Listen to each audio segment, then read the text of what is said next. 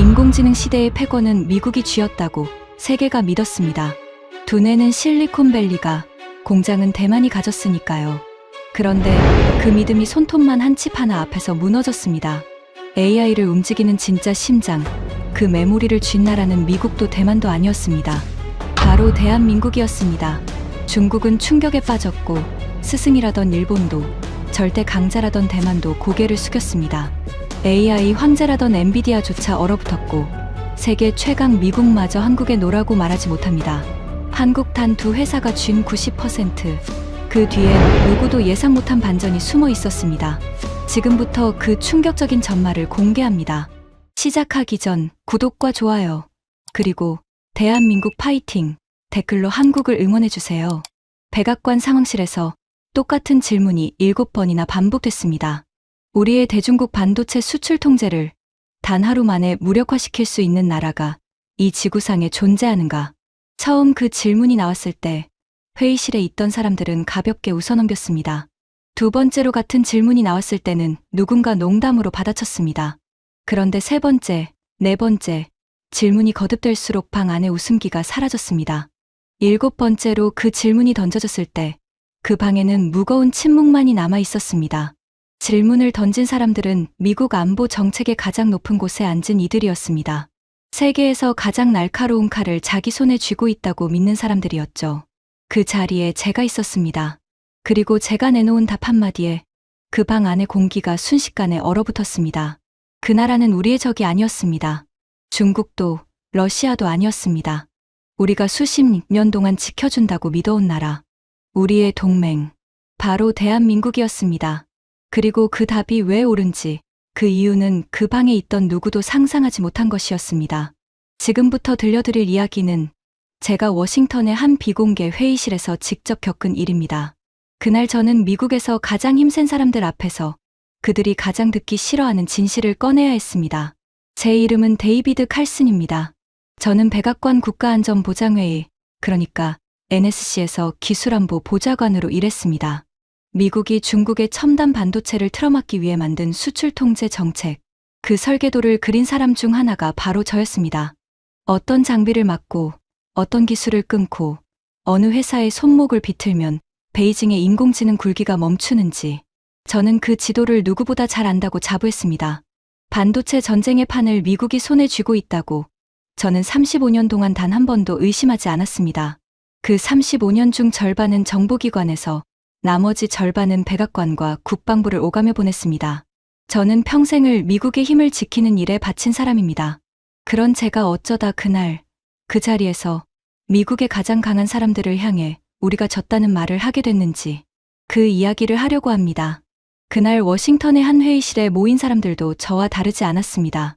모두가 미국이 혹은 자기 나라가 인공지능 시대의 권력을 쥐었다고 믿는 사람들이었죠. 창문 하나 없는 방이었습니다. 두꺼운 방은 벽 안쪽으로 길고 검은 마호가니 탁자가 놓여 있었고 천장의 조명은 차갑고 하얗게 떨어졌습니다.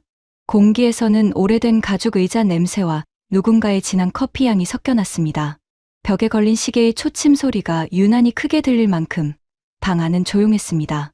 이 자리는 어떤 언론에도 기록되지 않는 미국 기술 패권의 다음 10년을 설계하는 비공개 전략 세션이었습니다. 탁자 상석에는 미국 상원의 가장 강경한 매파로 불리는 랜들 보이드 의원이 앉아 있었습니다. 30년 가까이 의회에서 군림해온 사람이었습니다. 중국이라는 단어만 나오면 눈빛이 달라지는 강경 그 자체인 인물이었죠. 그 옆으로는 국방부에서 나온 정보 책임자가 두꺼운 서류 뭉치를 앞에 두고 앉아 있었습니다. 그리고 실리콘밸리에서 가장 거대한 인공지능, 반도체 기업을 이끄는 최고 경영자 마커스 라이트가 다리를 꼰 채 자리를 잡았습니다. 마커스는 한 해 매출이 웬만한 나라 예산보다 큰 회사를 운영하는 사람이었습니다. 그 자신감이 표정에 그대로 묻어 있었죠. 그는 회의 내내 값비싼 손목시계를 만지작거리며 이 자리가 자기 시간을 빼앗고 있다는 듯한 태도를 숨기지 않았습니다. 미국 사람들만 있는 건 아니었습니다. 동맹국에서 온 인사들도 초대됐습니다. 일본 반도체 업계의 산증인으로 불리는 노년의 다카하시, 한때 세계 메모리 시장을 호령했던 일본의 영광을 두 눈으로 본 사람이었습니다. 대만에서 온 파운드리 업계의 거물 린제나오, 세계의 모든 첨단 칩이 자기 나라 공장을 거쳐간다는 자부심으로 가득 찬 인물이었죠. 그리고 유럽에서 거대한 데이터 센터들을 운영하는 독일인 클라우스 베버. 멀찍이 떨어진 끝자리에는 중국에서 참관 자격으로 온 장웨이가 표정 없는 얼굴로 조용히 앉아 있었습니다. 말 그대로 인공지능 시대의 권력을 쥐었다고 믿는 사람들이 한자리에 모인 방이었습니다. 회의를 주재하던 보이드 의원이 저를 향해 손짓했습니다. 발표를 시작하라는 신호였습니다. 저는 자리에서 일어났습니다. 그리고 준비한 첫 장표를 띄우는 대신 손에 쥔 리모컨을 탁자 위에 가만히 내려놓았습니다. 방 안의 시선이 일제히 저에게 쏠렸습니다. 저는 천천히 입을 열었습니다. 여러분, 오늘 저는 우리가 가장 믿고 싶지 않은 이야기를 하나 하려고 합니다. 우리는 지금 중국의 인공지능을 우리가 통제하고 있다고 믿습니다. 우리가 칼자루를 쥐었다고 믿죠. 하지만 만약 그 칼이 우리 것이 아니라면 어떻게 하시겠습니까? 잠시 침묵이 흘렀습니다. AI 시대의 진짜 권력은 워싱턴에 있지 않을지도 모릅니다. 실리콘밸리에도 타이베이에도 없을지 모릅니다. 우리가 그 권력의 주인이라고 믿었던 그 자리에 사실은 전혀 다른 나라가 앉아 있을지도 모른다는 겁니다. 방 안이 술렁이기 시작했습니다. 누군가는 코웃음을 쳤고 누군가는 옆 사람과 눈빛을 주고받았습니다. 보이드 의원의 입꼬리가 비틀리며 올라갔습니다. 칼슨 보좌관, 자네 지금 무슨 소리를 하는 건가? 가장 먼저 칼을 빼 든 사람은 역시 보이드였습니다. 그는 탁자를 손가락으로 툭툭 두드리며 저를 위아래로 훑었습니다. 그의 목소리에는 노골적인 비웃음이 깔려 있었습니다. 우리가 칼자루를 안 쥐었다고? 이보게, 반도체를 설계하는 핵심 도구가 어느 나라 것인가? 미국 거야. 세상에서 가장 미세한 회로를 새기는 노광 장비. 그거 없이는 공장 하나 못 돌리는데 그 장비를 만드는 기술의 뿌리가 어디야? 결국 우리 손바닥 아니지. 우리가 스위치 한 번만 내리면 전 세계 반도체 라인이 멈춰. 그게 현실이야. 자네가 직접 그 정책을 짜놓고 이제 와서 무슨 소리를 하는 거야. 그는 의자의 등을 깊이 기대며 한심하다는 듯 덧붙였습니다.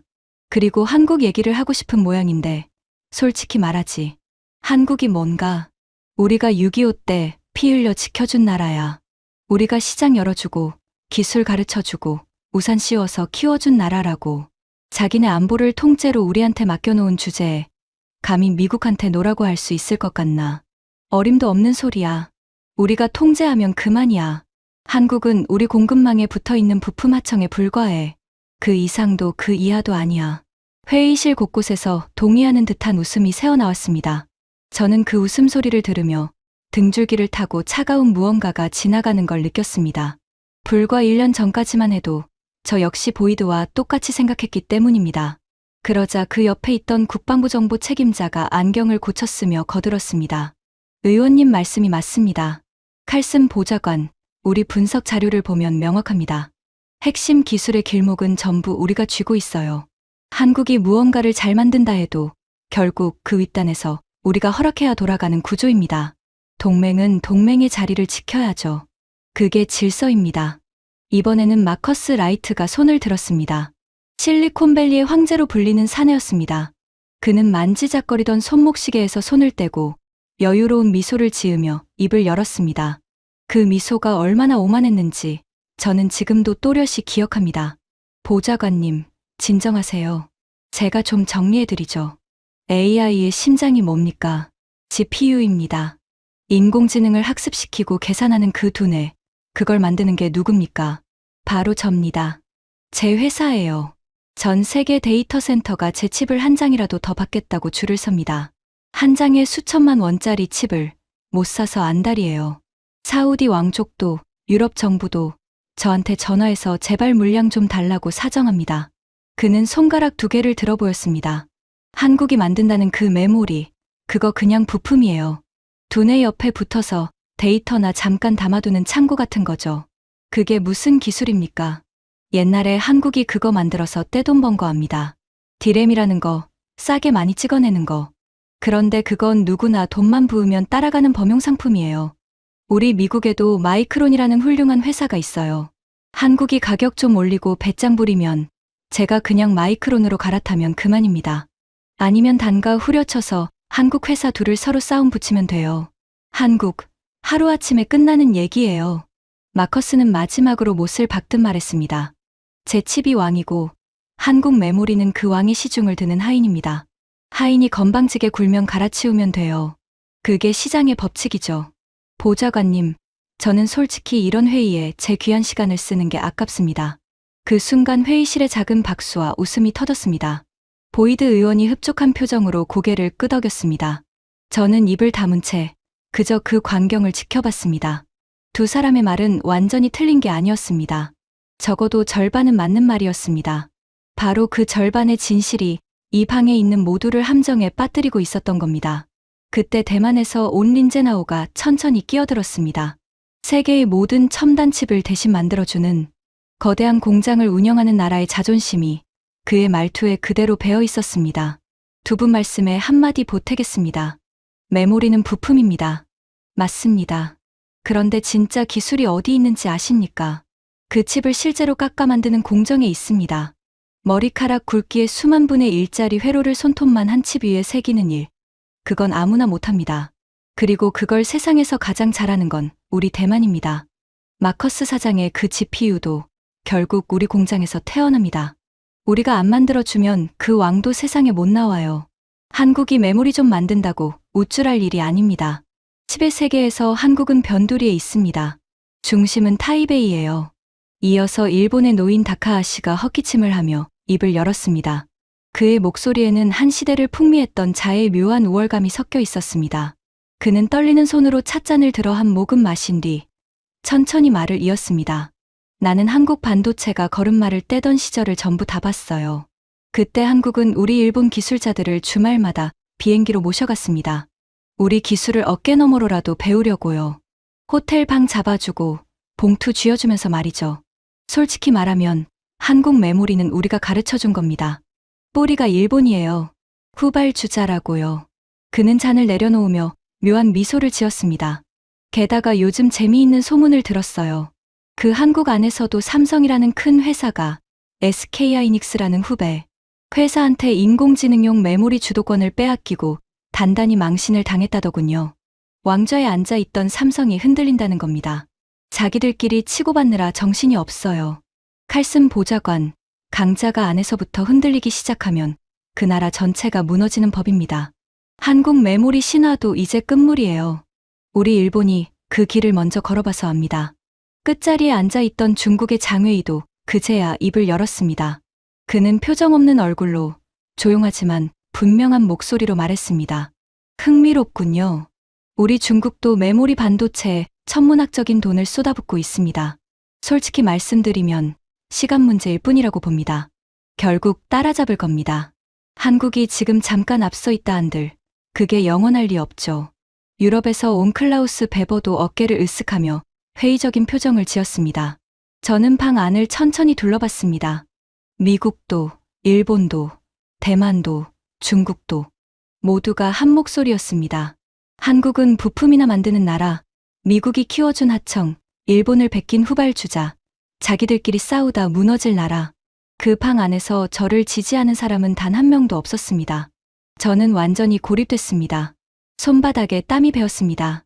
차가운 에어컨 바람이 목덜미를 스치는데도 등에서는 식은땀이 흘렀습니다.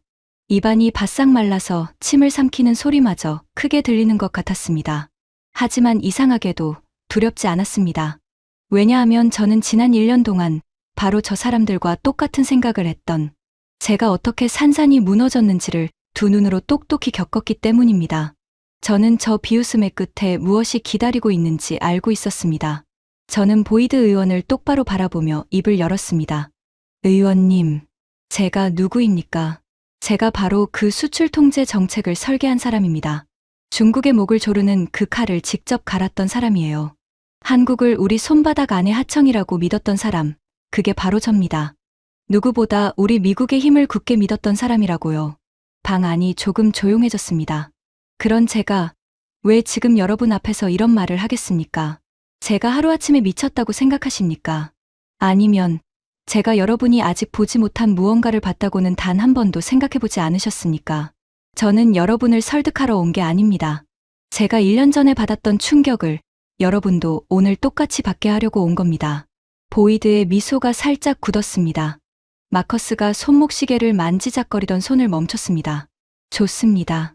그럼 마커스 사장께 아주 간단한 질문 하나만 드리겠습니다. 저는 마커스 라이트를 향해 천천히 몸을 돌렸습니다. 사장님, 회사가 만드는 그 GPU. 한 장에 수천만 원. 전 세계가 못 사서 안달이라는 그 왕 같은 칩. 그 칩이 대체 무엇으로 움직입니까? 마커스가 어이없다는 듯 웃었습니다. 무슨 질문이 그래요. 전기로 움직이죠. 그리고 제 천재 엔지니어들이 짜낸 설계로 움직입니다. 그게 답이에요. 아니요. 저는 고개를 저었습니다. 전기가 아닙니다. 설계도 아닙니다. 데이터입니다. 그 두뇌가 단 1초라도 생각을 하려면 어마어마한 양의 데이터를 끊임없이 받아먹어야 합니다. 인공지능이라는 게 뭡니까? 수많은 단어와 그림과 숫자를 한꺼번에 비교해서 가장 그럴듯한 답을 찾아내는 일입니다. 책 한 권 읽는 게 아니에요. 거대한 도서관 하나를 통째로 펼쳐놓고 한순간에 훑어야 하는 일입니다. 그러려면 그 두뇌 옆에 자료가 폭포처럼 쏟아져 들어와야 합니다. 마커스가 뭐라 말하려 했지만 저는 손을 들어 막았습니다. 그런데 그 자료가 제때 도착하지 않으면 어떻게 될까요? 사장님의 그 수천만 원짜리 왕은 그냥 멈춰섭니다. 아무것도 못하고 가만히 서서 자료가 오기만을 기다리는 겁니다. 세계 최고의 두뇌를 가진 천재를 깜깜한 방에 가둬놓고 정작 읽을 책은 한 권도 안 넣어주는 것과 똑같습니다. 그 천재가 아무리 똑똑하면 뭐합니까? 책상 위에 아무것도 없는데. 마커스의 표정이 처음으로 흔들렸습니다. 비유를 하나 더 들죠. 세계 최고의 요리사가 칼을 갈아놓고 주방에 서 있습니다. 손은 빛처럼 빠르죠. 그런데 옆에서 재료를 너무 늦게 가져다 줍니다. 그럼 그 요리사는 어떻게 됩니까? 칼을 든 채로 멍하니 서서 기다릴 수밖에 없어요. 지금 전 세계 데이터 센터에서 벌어지고 있는 일이 바로 이겁니다. 수만 장의 비싼 칩이 재료를 기다리느라 손을 놓고 서 있는 겁니다. 저는 마커스의 눈을 똑바로 응시했습니다. 그 재료를, 그러니까 그 데이터를 두뇌 바로 옆에서 미친 듯이 빠른 속도로, 그것도 좁은 문 하나가 아니라 수천 개의 문을 한꺼번에 열어서 밀어 넣어주는 부품. 사장님이 방금 하인이라고, 창고라고 비웃었던 바로 그 부품. 그게 인공지능 시대의 진짜 병목입니다. 그리고 그 부품의 이름이 HBM입니다. 고대역폭 메모리라고 하죠. 저는 잠시 말을 멈추고 방 안을 둘러봤습니다. 이제 와서는 칩을 설계하는 능력만큼이나 그 칩에 데이터를 얼마나 빠르고 넓게 밀어 넣어주느냐가 승부를 가릅니다. 사장님이 GPU를 아무리 더 강하게 만들어도 그 옆에 붙은 HBM이 못 따라오면 그 GPU는 제 힘의 절반도 못 씁니다. 사장님 칩의 진짜 한계를 사실은 그 작은 메모리가 정하고 있다는 겁니다. 방 안의 공기가 미묘하게 바뀌기 시작했습니다. 그때 유럽에서 온 클라우스 베버가 천천히 몸을 앞으로 기울였습니다. 데이터 센터를 운영하는 사람, 매달 천문학적인 전기 요금 고지서를 받아드는 사람. 그는 방금 제 말에서 무언가를 알아챈 듯 비웃음을 거두고 저를 응시하기 시작했습니다. 보좌관님. 클라우스가 조심스럽게 입을 열었습니다. 그의 목소리에는 아까와는 다른 진지한 떨림이 있었습니다. 방금 그 말씀. 데이터가 제때 도착하지 않으면 GPU가 멈춘다고 하셨죠. 사실 저희 데이터 센터에서도 정확히 그것 때문에 골치를 앓고 있습니다. 비싼 칩을 수만 장 사다 꽂아놨는데 정작 제 값을 못하는 경우가 있어요. 전기 요금은 그대로 나가는데 처리하는 일은 기대만큼 안 나옵니다. 저는 그게 칩이 부족해서라고 생각했어요. 그래서 칩을 더 사려고만 했죠. 그런데 지금 말씀을 들으니 칩이 일을 안 하는 게 아니라 데이터를 기다리느라 놀고 있었던 거군요. 그게 그 메모리 때문이라는 말씀입니까? 저는 클라우스를 향해 고개를 끄덕였습니다. 바로 그겁니다. 클라우스. 당신은 칩이 부족한 게 아니었어요. 그 칩에 데이터를 제대로 못 먹이고 있었던 겁니다. 그리고 그 문제를 풀어주는 단 하나의 열쇠가 바로 그 메모리예요. 보이드 의원이 못마땅한 표정으로 끼어들었습니다. 잠깐, 클라우스. 자네까지 왜 넘어가고 그래? 칼슨, 부품 하나 가지고 너무 부풀리는 거 아닌가? 메모리가 좀 중요하다 칩시다. 그래서 뭐, 그게 우리 수출 통제와 무슨 상관이고, 우리 동맹 한국이 우리한테 노라고 할 수 있다는 거랑 무슨 상관이냔 말이야. 자네 아까부터 자꾸 한국 하는데 그 메모리 만드는 게 한국밖에 없기라도 하단 말인가. 저는 그를 향해 천천히 고개를 돌렸습니다. 그리고 처음으로 입가에 작은 미소를 지었습니다. 의원님, 좋은 질문입니다. 그 HBM이라는 부품, 인공지능 시대의 진짜 병목인 그 부품, 그것도 그냥 잘 만드는 게 아니라 다른 누구도 따라올 수 없는 최신 세대를 만들어내는 회사가 세상에 몇 곳이나 될 것 같습니까? 그리고 그 회사들이 대체 어느 나라에 있을 것 같습니까? 대답하는 사람은 아무도 없었습니다. 하지만 이미 몇몇은 답을 직감하고 있었습니다. 국방부 정보 책임자가 들고 있던 서류를 슬그머니 내려놓았습니다. 다카하시 노인의 얼굴에서 우월감이 조금씩 사라지기 시작했습니다. 의원님께서는 방금 그 메모리 만드는 게 한국밖에 없냐고 물으셨죠. 제가 답을 드리는 대신 자료를 하나 보여드리겠습니다. 이걸 보시고 나면 방금 그 질문을 하신 걸 후회하시게 될 겁니다. 저는 탁자 위에 내려놓았던 리모컨을 다시 집어들었습니다. 그리고 첫 번째 장표를 띄웠습니다. 화면이 밝아지는 순간 방금까지 저를 비웃던 얼굴들이 하나씩 굳어가기 시작했습니다. 보이드 의원의 손가락이 탁자를 두드리던 것을 멈췄습니다. 마커스 라이트가 꼬고 있던 다리를 슬그머니 풀었습니다. 누군가는 안경을 고쳤으며 화면을 다시 들여다봤고 누군가는 자기도 모르게 숨을 들이켰습니다. 초침 소리만 들리던 그 방이 이번엔 다른 종류의 침묵에 잠겼습니다. 그날 그 방에서 무너지기 시작한 것은 단지 몇 사람의 자존심이 아니었습니다. 미국이 수십 년 동안 믿어온 세계의 질서에 대한 거대한 착각이었습니다. 그리고 그 착각이 완전히 부서지기까지는 아직 한참이 남아 있었습니다. 화면에 떠오른 두 번째 장표에는 마커스 라이트의 회사 이름이 큼지막하게 적혀 있었습니다. 세계 최대의 인공지능 반도체 기업, 마커스가 왕이라고 부르던 그 GPU를 만드는 바로 그 회사였습니다. 마커스의 얼굴에서 천천히 핏기가 가셨습니다. 그는 자기 회사 이름이 왜 거기 떠 있는지 직감적으로 알아챈 듯 했습니다. 사장님. 저는 그를 향해 조용히 말했습니다. 사장님이 곧 시장에 내놓을 차세대 칩, 지금 전 세계가 손꼽아 기다리는 그 신제품, 그 칩의 설계도를 펼치면 그 한복판에 무엇이 박혀 있는지 아십니까? 삼성의 최신 메모리, HBM4입니다.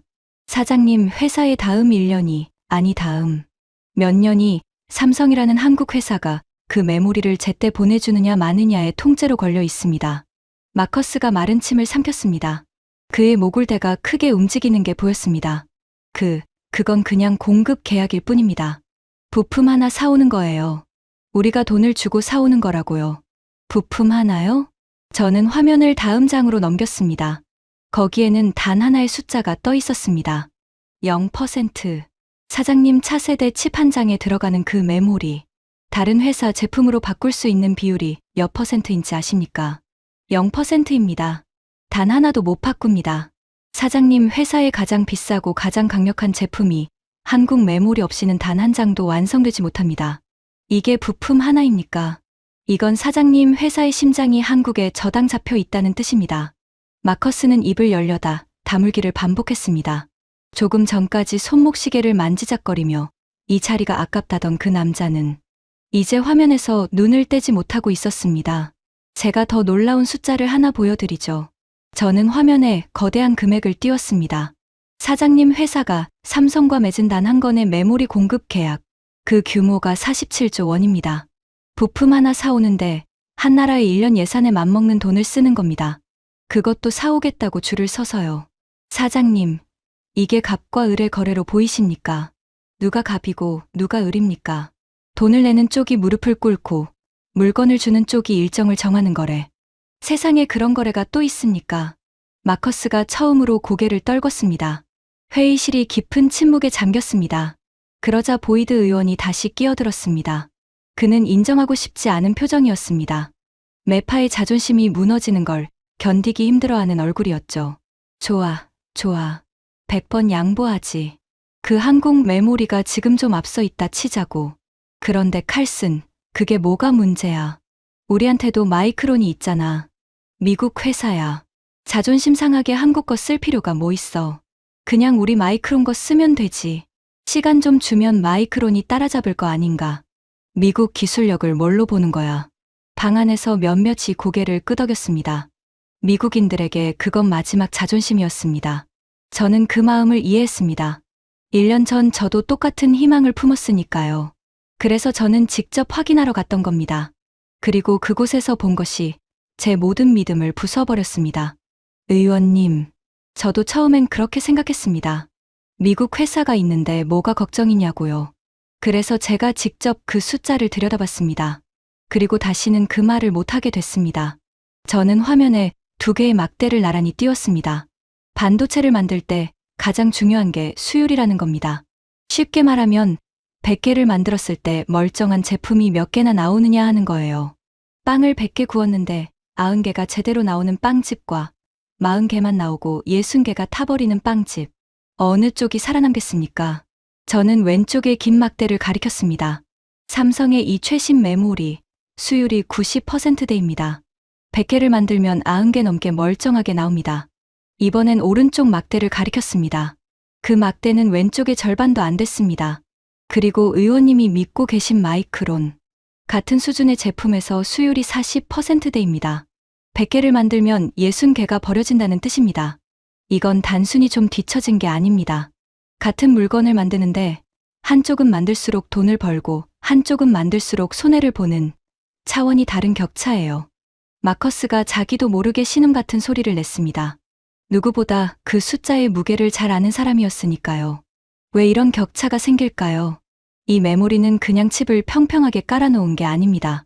종이보다 얇은 칩을 위로 차곡차곡 쌓아 올린 겁니다. 삼성의 이 제품은 그걸 무려 20층까지 쌓습니다. 얇은 유리판 20장을 단 하나도 어긋나지 않게 포개는 일을 상상해 보십시오. 머리카락 굵기의 수만 분의 1만 틀어져도 신호가 끊기고 제품 전체가 못 쓰게 됩니다.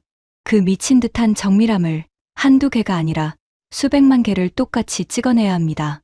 마이크론이 못 따라오는 게 아니라 이 벽을 넘는 회사가 세상에 거의 없는 겁니다.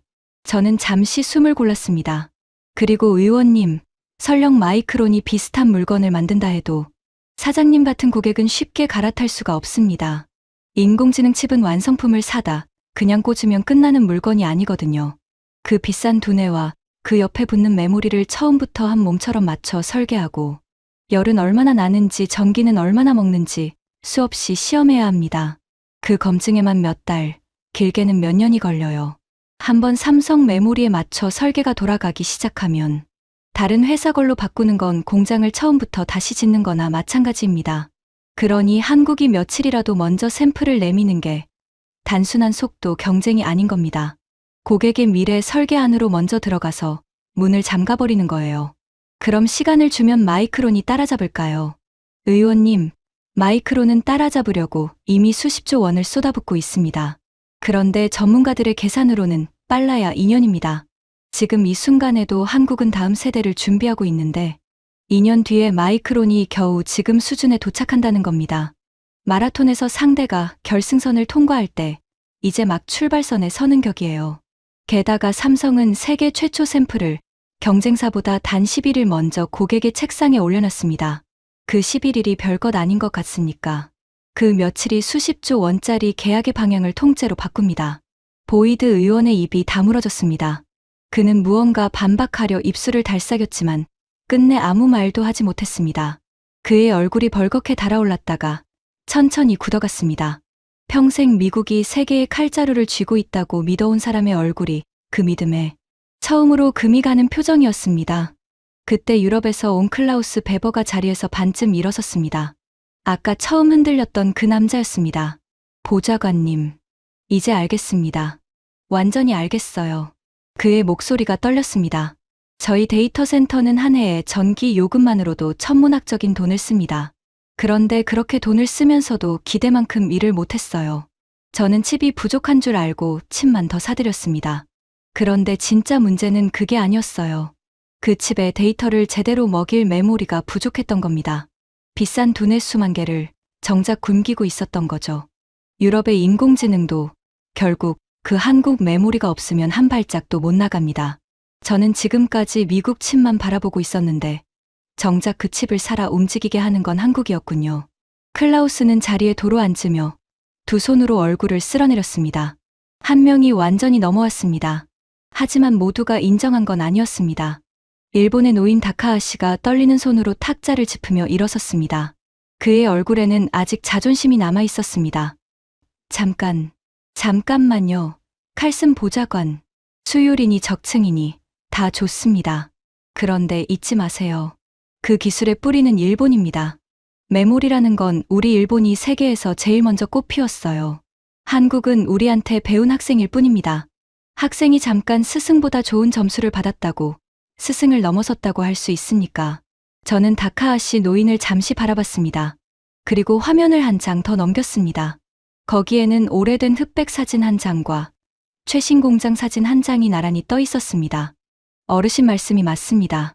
한국 반도체의 시작에 일본이 있었죠. 한국 기술자들이 주말마다 일본을 드나들며 어깨너머로 배웠던 것도 사실입니다. 그런데 어르신, 그 학생이 지금 어디에 서 있는지 보십시오. 저는 최신 공장 사진을 가리켰습니다. 몇 해 전 일본이 한국 반도체의 숨통을 끊으려고 핵심 소재 3가지의 수출을 막은 적이 있습니다. 오직 일본만 가진 재료였어요. 모두가 한국 반도체가 무너질 거라고 했습니다. 일본 안에서도 그렇게 믿었죠. 그런데 한국이 어떻게 했는지 아십니까? 그 재료들을 직접 만들어냈습니다. 그것도 불과 1년 남짓 만에요. 오히려 그 재료를 팔던 일본 회사들이 가장 큰 고객을 잃었습니다. 한국의 목을 조르려던 그 손이 일본 자신의 발등을 찍은 겁니다. 다카하시 노인의 얼굴이 굳어졌습니다.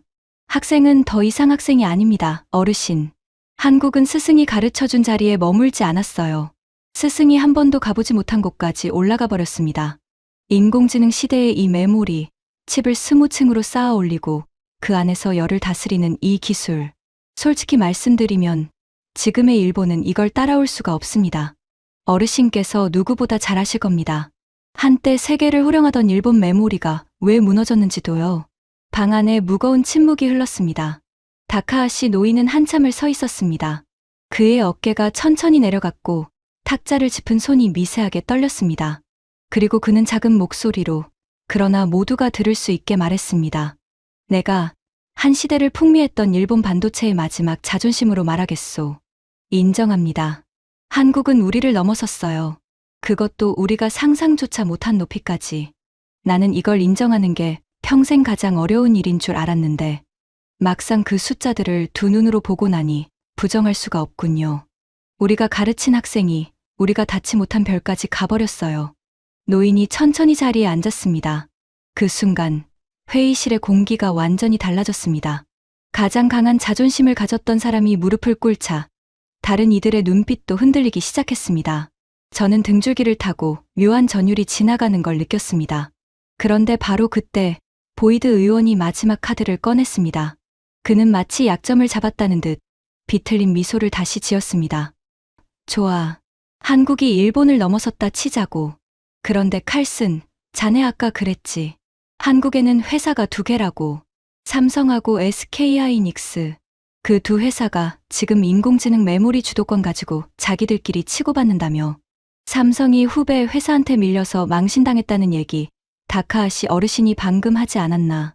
자기 집안에서도 1등을 못 정하는데 그게 무슨 세계 패권이야.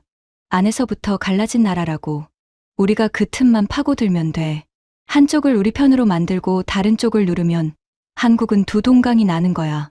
다카하시 노인이 고개를 들었습니다. 자기가 했던 말이 다시 무기로 쓰이는 순간이었죠. 몇몇이 다시 고개를 끄덕이기 시작했습니다. 분위기가 또 한 번 흔들렸습니다. 저는 이 순간을 기다리고 있었습니다. 1년 전 제가 가장 크게 헛다리를 짚었던 바로 그 지점이었으니까요. 의원님, 바로 그 부분이 제가 1년 전에 가장 크게 착각했던 지점입니다. 저도 똑같이 생각했어요. 한국이 안에서 싸우니 곧 흔들리겠구나. 우리가 그 틈을 파고들면 되겠구나 하고요. 그런데 그게 얼마나 어리석은 생각이었는지 지금부터 보여드리겠습니다. 저는 화면에 큰 원 그래프를 다시 띄웠습니다. 이번엔 그 원이 2가지 색으로 나뉘어 있었습니다. 의원님 말씀대로 한국 안에서 삼성과 SK하이닉스는 죽기 살기로 싸웁니다. 누가 더 얇게 쌓느냐, 누가 더 빨리 다음 세대를 내놓느냐, 누가 고객의 마음을 먼저 잡느냐. 자존심을 건 전쟁이에요. 한쪽이 먼저 시장을 차지하면 다른 쪽은 잠을 줄여가며 따라붙습니다. 맞습니다. 한국 안에서는 그야말로 피 튀기는 싸움이 벌어지고 있어요. 저는 화면 속 2 색깔이 합쳐진 부분을 손으로 크게 감쌌습니다. 그런데 그 2 회사의 점유율을 합쳐봤습니다. 인공지능을 움직이는 이 첨단 메모리 시장에서 삼성과 SK하이닉스 두 회사가 차지하는 비율이 얼마인지 아십니까? 약 90%입니다. 세계 시장의 열의 9을 한국의 두 회사가 나눠 갖고 있는 겁니다. 우리가 파고들 틈이라고요? 의원님, 그 틈은 한국 안에 있지 우리한테 열려 있는 게 아닙니다. 한국 안에서 삼성과 SK하이닉스가 나눠 먹는 그 다툼이 바깥에서 보면 그냥 한국이 시장을 통째로 독식하는 그림인 겁니다. 보이드 의원의 비틀린 미소가 얼어붙었습니다. 그리고 더 무서운 게 뭔지 아십니까? 그 두 회사가 서로 싸우기 때문에 아무도 따라잡을 수가 없는 겁니다. 삼성이 한 발 앞서면 SK하이닉스가 이를 악물고 따라붙고 SK하이닉스가 앞서면 삼성이 자존심을 걸고 다음 세대를 당겨버립니다. 이 둘이 서로를 벼랑 끝으로 밀어붙이는 사이에 기술 수준은 다른 나라가 도저히 손댈 수 없는 곳까지 올라가 버렸습니다. 마이크론이 죽어라 쫓아가도 인연이 벌어지는 진짜 이유가 바로 이겁니다. 한국은 자기들끼리 미래의 경주를 하고 있는데 나머지 세계는 한국의 과거를 쫓아가고 있는 거예요. 저는 보이드를 똑바로 바라봤습니다. 의원님이 약점이라고 본 그 내부 경쟁이 사실은 한국이 독주하는 가장 큰 비결이었습니다. 한국은 갈라진 게 아니라 두 개의 엔진으로 날고 있는 겁니다. 비행기가 엔진 두 개로 나는 걸 보고 저 비행기는 엔진끼리 경쟁하니 곧 떨어지겠다고 말하는 사람이 어디 있습니까? 두 엔진이 함께 돌기 때문에 더 높이, 더 빨리 나는 거예요. 회의실 전체가 숨을 죽였습니다. 누군가는 펜을 떨어뜨렸고 누군가는 자기도 모르게 작게 탄성을 냈습니다. 보이드 의원은 입을 꾹 다문 채 더 이상 아무 말도 하지 못했습니다. 그가 꺼냈던 마지막 카드가 오히려 한국의 힘을 증명하는 카드로 완전히 뒤집힌 순간이었습니다. 그의 이마에 식은땀이 맺히는 게 멀리서도 보였습니다. 그 침묵을 깬 건 끝자리에 앉아있던 중국의 장웨이였습니다. 그는 표정 없이 앉아있었지만 손가락으로 탁자를 신경질적으로 두드리고 있었습니다. 보좌관님, 한 가지 분명히 해두죠. 우리 중국은 다릅니다. 우리는 한국처럼 회사 두 개가 아니라 나라 전체가 돈을 붓고 있습니다. 천문학적인 자금이에요. 인재도 끌어모으고 있죠. 따라잡는 건 그저 시간 문제일 뿐입니다. 한국이 지금 앞서 있다 한들 그게 영원할 리 없죠. 우리는 반드시 자체 기술로 이 메모리를 만들어낼 겁니다. 역사가 그걸 증명할 거예요. 저는 천천히 고개를 끄덕였습니다. 장웨이 선생, 중국이 돈을 쏟아붓고 있는 건 압니다. 의지도 대단하죠. 그 점은 저도 인정합니다. 그런데 한 가지만 여쭙겠습니다. 저는 화면에 칩의 단면을 확대한 그림을 띄웠습니다. 수많은 미세한 통로가 칩을 위아래로 관통하고 있었습니다. 이 메모리를 만들려면 칩을 20층으로 쌓으면서도 가운데 낀 층의 열을 빼내야 합니다. 한여름에 사람들로 꽉 찬 엘리베이터 한가운데 서 있는 사람을 시원하게 만들어야 하는 것과 같은 일이에요. 위로 쌓을수록 더 뜨거워지는데 그 뜨거움이 갇히면 신호가 불안정해지고 칩의 수명까지 줄어듭니다. 위로 쌓을수록 강해지지만 위로 쌓을수록 더 뜨거워지는 모순. 이걸 풀어야 진짜 제품이 됩니다. 게다가 그 층과 층 사이를 위아래로 곧장 관통하는 수천 개의 미세한 통로를 뚫어야 해요. 그 통로 하나하나가 끊기지 않고 서로 신호가 엉키지도 않아야 합니다. 저는 잠시 말을 멈췄습니다. 이건 돈만 부어서 되는 일이 아닙니다, 선생. 수십 년 동안 쌓인 경험, 수백만 번의 실패에서 얻은 손끝의 감각, 고객과 함께 맞춰온 검증의 시간. 이게 다 있어야 합니다. 중국이 돈으로 공장은 지을 수 있어요. 최고의 장비도 살 수 있겠죠. 하지만 그 안에서 멀쩡한 제품을 뽑아내는 그 수율, 그 노하우는 돈으로 살 수가 없습니다. 한국이 수십 년에 걸쳐 밤을 새워가며 쌓은 그 시간을 무슨 수로 돈 몇 푼에 사겠습니까? 시간은 돈으로 못 사는 유일한 거니까요. 장웨이의 손가락 두드림이 멈췄습니다. 그는 한참 동안 저를 노려봤습니다. 그의 턱 근육이 팽팽하게 당겨졌습니다. 그리고 천천히 마지못해 입을 열었습니다. 솔직히 말하면 우리 내부 보고서에도 비슷한 결론이 있긴 합니다. 격차가 우리가 공개적으로 말하는 것보다 훨씬 크다고요. 인정하기 싫지만 적어도 이 분야에서 한국을 따라잡는 건 우리가 생각했던 것보다 훨씬 멀고 험한 길입니다. 돈으로 줄일 수 없는 거리라는 것도 우리 기술자들이 가장 잘 알고 있습니다. 신흥 강국 중국마저 고개를 숙였습니다. 이제 그 방에서 한국을 가볍게 보던 사람은 거의 남지 않았습니다. 미국도, 일본도, 유럽도, 중국도 하나씩 무너졌습니다. 그런데 단 한 사람, 아직 입을 다물고 여유를 잃지 않은 이가 있었습니다. 대만에서 온 린제나오였습니다. 그는 팔짱을 낀 채 옅은 미소를 짓고 있었습니다. 흥미로운 발표였습니다. 보좌관님, 한국 메모리가 대단하다는 건 잘 알겠어요. 하지만 그게 전부 아닙니까?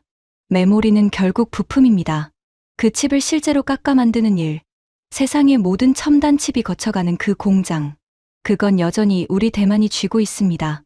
한국이 메모리를 아무리 잘 만들어도 그걸 칩으로 완성하려면 결국 우리 손을 거쳐야 해요. 진짜 길목은 아직 우리 겁니다. 한국은 그 길목의 한쪽 끝에 서 있을 뿐이죠. 메모리 하나로 너무 앞서가시는 거 아닙니까? 방 안의 시선이 다시 저에게 쏠렸습니다. 마지막 자존심이었습니다. 대만이 가진 세계 파운드리의 절대 강자라는 자부심. 저는 린제나오를 향해 천천히 미소를 지었습니다. 린 선생. 그 말씀을 기다리고 있었습니다. 사실 오늘 제가 진짜로 보여드리고 싶었던 건 지금부터입니다. 한국이 단지 메모리만 잘 만드는 나라였다면 저는 이 자리에 오지도 않았을 겁니다. 메모리는 한국이 여는 더 큰 문의 손잡이일 뿐이에요. 저는 화면을 새로운 장표로 넘겼습니다. 거기에는 세 개의 단어가 나란히 적혀 있었습니다. 메모리, 그리고 파운드리, 그리고 패키징. 린 선생이 방금 말씀하신 그 파운드리, 남의 칩을 대신 만들어주는 공장 말입니다. 삼성은 그것도 갖고 있습니다. 그리고 그 둘을 하나로 묶는 마지막 기술, 여러 부품을 한 몸처럼 정교하게 붙이는 패키징까지 갖고 있어요. 메모리도 만들고 칩도 만들고 그 둘을 붙이는 것까지. 한 회사가 한 지붕 아래에서 전부 해결할 수 있는 회사.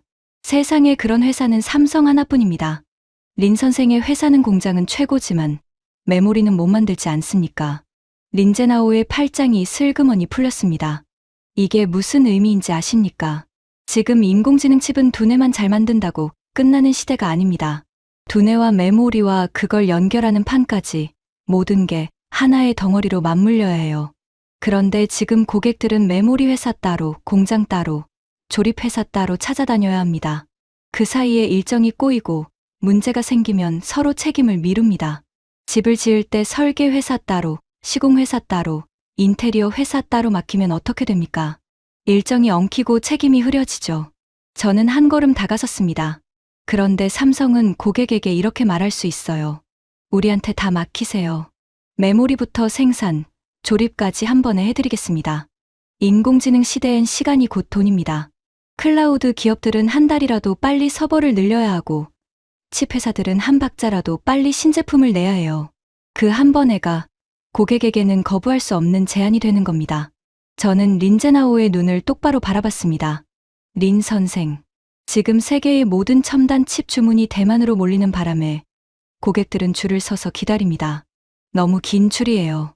인기 식당에 줄이 너무 길면 아무리 큰 손님이라도 원하는 만큼 자리를 못 얻죠.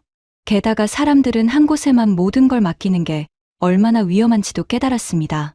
다들 믿을 만한 두 번째 선택지를 간절히 원하고 있어요. 삼성은 바로 그 두 번째 선택지가 되려 합니다.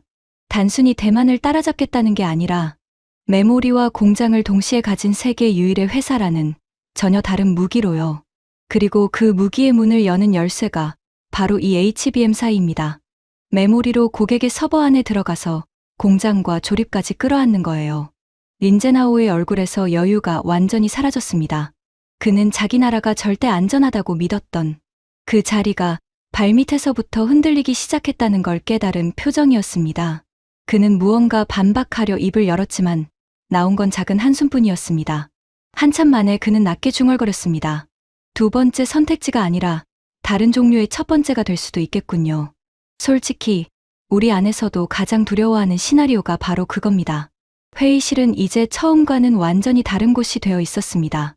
저를 비웃던 얼굴들은 사라지고 진지하다 못해 두려움이 어린 눈빛들이 저를 향하고 있었습니다. 미국도, 일본도, 유럽도, 중국도, 그리고 마지막 자존심을 지키던 대만까지 한 명씩 그 거대한 착각에서 깨어나고 있었습니다. 하지만 그 방에는 아직 완전히 무너지지 않은 사람이 있었습니다. 바로 이 회의를 소집한 랜들 보이드 의원이었습니다. 그는 입을 꾹 다문 채 마지막 질문을 던지려 하고 있었습니다. 그리고 그 질문이야말로 오늘 제가 이 자리에 온 진짜 이유와 정면으로 맞닿아 있었습니다. 좋아, 칼슨. 보이드 의원이 무거운 목소리로 입을 열었습니다. 그의 목소리에는 더 이상 비웃음이 없었습니다. 한국이 대단하다는 건 알겠어. 인정해. 그런데 자네가 맨 처음에 한 말, 우리의 대중국 수출 통제를, 우리의 그 칼을 한국이 무력화시킬 수 있다고 했지. 우리 동맹이 우리한테 노라고 할 수 있다고. 그건 아직 설명을 안 했어. 메모리 좀 잘 만든다고 어떻게 미국의 안보 정책을 흔든다는 거야. 그게 정말 가능하다고 생각하나? 저는 천천히 리모컨을 들어 올렸습니다. 그리고 마지막 장으로 넘어가기 전 그를 똑바로 바라봤습니다. 의원님, 지금부터 보여드릴게 오늘의 진짜 결론입니다. 우리가 중국의 목을 조르려고 만든 그 칼조차도 한국이 없으면 들 수가 없습니다. 이걸 보시고 나면 의원님은 다시는 한국을 하청이라고 부르지 못하실 겁니다. 화면이 어두워졌다가 천천히 다시 밝아지기 시작했습니다. 그리고 그 자리에 있던 누구도 그 다음 화면을 보고는 단 한마디도 할 수 없었습니다. 화면이 천천히 밝아졌습니다. 거기엔 단 한 문장이 적혀 있었습니다. 미국의 칼은 한국의 손을 빌려야만 휘둘러진다. 방 안에 누구도 입을 열지 못했습니다. 보이드 의원은 그 문장을 한참 동안 노려봤습니다. 그의 손이 탁자 위에서 천천히 주먹을 쥐었습니다.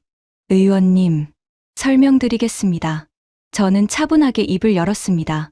우리가 중국을 막으려고 만든 그 수출 통제, 그 핵심이 뭡니까? 중국이 첨단 인공지능을 못 만들게 하는 겁니다. 장비를 끊고 설계 도구를 막고 그 길목을 우리가 쥐고서요. 그런데 인공지능의 진짜 목줄이 뭐라고 했습니까?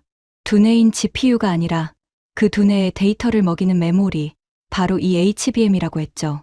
그리고 그걸 만드는 건 미국이 아니라 한국입니다. 저는 화면을 넘겼습니다. 세계 지도 위에 단 하나의 나라만 빨갛게 빛나고 있었습니다. 우리가 아무리 장비를 막고 도구를 끊어도 정작 인공지능의 심장인 그 메모리를 우리는 못 만듭니다. 우리 마이크로는 2년이나 뒤처져 있고요. 그러니 이 게임에서 진짜 결정권은 그 심장을 누구에게 줄지 정하는 한국의 손에 있는 겁니다. 우리는 문을 잠그는 열쇠를 쥐었다고 믿었는데 정작 그 문 안에 있는 보물은 한국이 만들고 있었던 거예요. 보이드 의원이 마른 입술을 떼며 반박하려 했습니다. 하지만 한국은 우리 동맹이야. 우리가 시키면 바로 그게 함정입니다. 의원님. 저는 그의 말을 자르고 한 걸음 다가섰습니다. 더 무서운 진실을 말씀드리죠. 우리 미국의 인공지능, 우리 군대의 인공지능 무기, 우리 기업들이 천문학적인 돈을 부은 그 데이터 센터들, 그 전부가 한국 메모리 위에서 돌아갑니다. 우리가 한국의 말 들으라고 윽박지르고 싶어도 한국이 그런 메모리 공급 일정을 다시 한번 검토해보겠다. 이 한마디만 하면 어떻게 될 것 같습니까? 멈추는 건 베이징이 아닙니다. 워싱턴이 먼저 멈춥니다. 우리의 인공지능이, 우리의 데이터 센터가, 우리의 미래가 먼저 멈춰서는 겁니다. 회의실에 얼음 같은 침묵이 내려앉았습니다. 에어컨 바람 소리만이 유난히 크게 들렸습니다. 보이드 의원의 얼굴에서 핏기가 빠져나갔습니다. 그가 평생 믿어온 한 가지, 미국이 세계의 칼자루를 쥐고 있다는 그 믿음이 마침내 산산이 부서지는 순간이었습니다.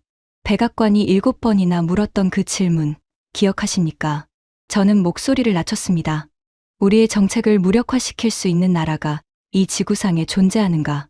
그때 제가 내놓은 답이 왜 한국이었는지 이제 아시겠습니까? 한국은 우리의 적이라서가 아닙니다. 우리가 휘두르는 그 칼의 손잡이를 사실은 한국이 쥐고 있기 때문입니다. 우리가 통제한다고 믿었던 그 동맹이 사실은 우리가 결코 거스를 수 없는 존재였던 겁니다. 긴 침묵이 흘렀습니다.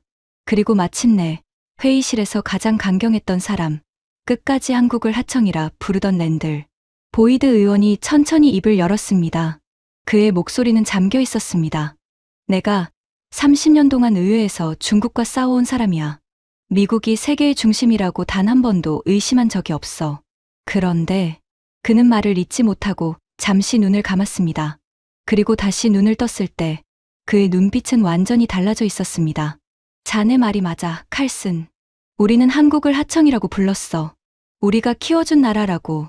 그런데 정작 우리의 가장 중요한 미래가 그 나라 손에 달려 있었군. 우리가 그들에게 노라고 할 수 있는 게 아니었어. 그들이 우리에게 노라고 할 수 있는 거였어. 내가 평생을 헛짚고 있었던 거야. 그 말이 떨어지는 순간 저는 등골을 타고 묵직한 전율이 지나가는 걸 느꼈습니다. 미국에서 가장 강경한 매파가 자기 입으로 그 말을 꺼낸 겁니다. 그러자 마커스 라이트가 자리에서 일어섰습니다. 세계 최대 인공지능 반도체 기업을 이끄는 그 오만했던 사내가 처음으로 고개를 숙였습니다. 인정합니다. 제가 한국 메모리를 하인이라고 불렀죠. 갈아치우면 그만이라고요. 그런데 진실은 정반대였습니다. 제 회사의 운명이 그 하인이라 불렀던 회사 손에 걸려 있었어요. 제가 만든 그 비싼 왕은 한국이 보내주는 그 심장이 없으면 그냥 쇳덩어리입니다. 저는 오늘 제가 누구 위에 서 있는지를 처음으로 깨달았습니다. 방 안에 사람들이 하나씩 고개를 끄덕였습니다. 일본의 다카하시 노인도, 중국의 장웨이도, 대만의 린제나오도, 유럽의 클라우스도, 그 누구도 더 이상 한국을 가볍게 보지 않았습니다. 처음에 저를 비웃던 그 방은 이제 전혀 다른 무게의 침묵에 잠겨 있었습니다. 저는 마지막 장표를 띄웠습니다. 거기엔 두 개의 그림이 나란히 있었습니다.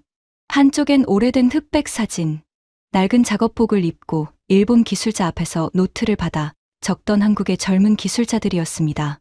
다른 한쪽엔 세계에서 가장 앞선 공장에서 손톱만 한 칩을 들여다보는 오늘날의 모습이었습니다.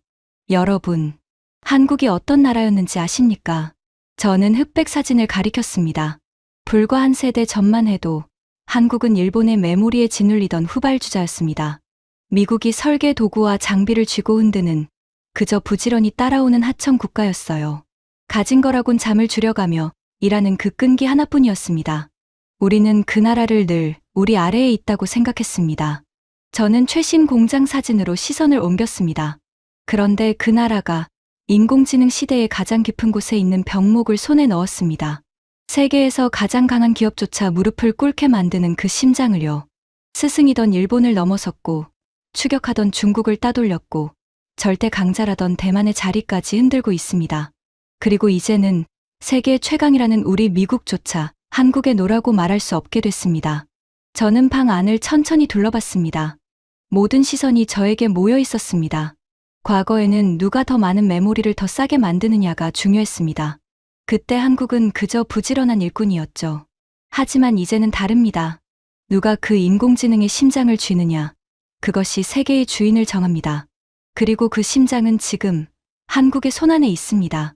저는 잠시 말을 멈췄다가 또박또박 한마디를 덧붙였습니다.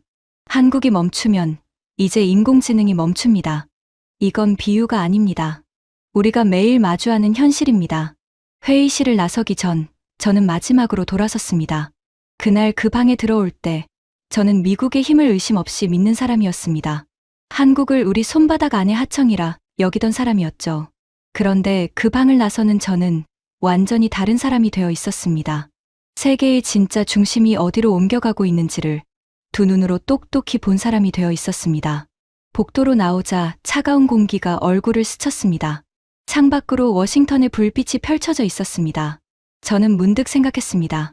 한 세대 전 낡은 작업복을 입고 남의 노트를 받아 적던 그 젊은 기술자들이 지금 이 순간 세계에서 가장 힘센 사람들을 침묵시키고 있다는 사실을요. 그들이 흘린 땀과 잠 못 이룬 밤들이 마침내 한 나라를 세계의 심장으로 끌어올렸다는 사실을요. 강대국에 둘러싸여 늘 끼인 나라라고 불렸던 한국. 누구의 명령에도 따라야 했던 작은 나라. 그 나라가 이제는 명령을 받는 나라가 아니라 세계가 그 결정에 귀를 기울이는 나라가 되었습니다. 날아가던 나라에서 흐름을 바꾸는 나라로요. 저는 그날 깨달았습니다. 진짜 힘은 큰 목소리로 자랑하는 데서 나오지 않는다는 것을요. 묵묵히 누구보다 치열하게 남들이 포기한 그 어려운 길을 끝까지 걸어간 사람들에게서 나온다는 것을요. 한국은 바로 그런 나라였습니다. 그리고 그 사실을 가장 늦게 깨달은 건 다름 아닌 우리 자신이었습니다. 오늘 이 이야기 어떠셨나요? 우리가 늘 작은 나라라고 여겨온 대한민국이 지금 인공지능 시대의 가장 깊은 심장을 쥐고 세계를 움직이고 있습니다. 누군가는 부품이라 비웃었고 누군가는 하청이라 깔봤지만 결국 세계에서 가장 힘센 사람들이 그 앞에서 고개를 숙였습니다. 이것이 지금 우리가 살아가는 시대의 진짜 모습입니다. 이 영상이 가슴에 와닿으셨다면 좋아요와 구독 버튼을 꾹 눌러주세요. 여러분의 구독 하나하나가 더 좋은 이야기를 만드는데 정말 큰 힘이 됩니다. 지금까지 감동테라였습니다. 오늘도 우리 구독자님들의 가정에 따뜻한 행복이 가득하시길 진심으로 바랍니다. 긴 영상 끝까지 함께 해주셔서 정말 감사합니다. 다음에 더 좋은 이야기로 찾아뵙겠습니다. 감사합니다.